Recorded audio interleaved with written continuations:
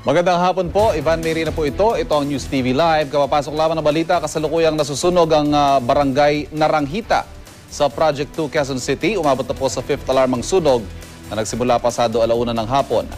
At nasa linya ng telepono si Weng Salvacion ng Super Radio DZBB. Weng, anong latest dyan at saan eksakto yan? Yes, Ivan, nasa ikailamang alarma na naasurog dito sa Quezon City na nag-umpisa. Mahigit 30 minuto na ang nakakaraan. Ang pinag-umpisa ng sunog na ito, Ivan, ay ang bahay na nasa number 43 Anonas, kanto ng Naranghita Street, Project 2 dito sa Quezon City.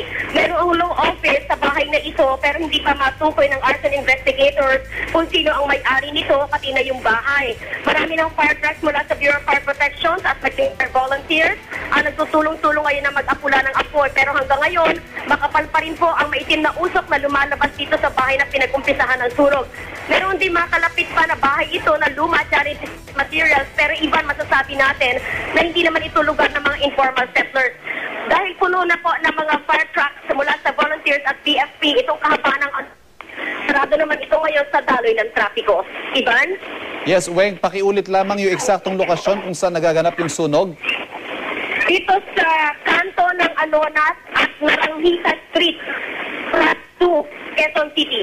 Okay, maraming salamat, Weng Salvacion. Po sa mga motorista may nagaganap na sunog dyan po sa kanto ng Anonas at Naranghita Street sa Project 2 sa Quezon City. Kasalukuyang nasa 5th alarm na po ang sunog. Bibigyan po namin kayo ng karagdagang detalye sa pagpapatuloy ng News TV Live sa mga susunod na oras.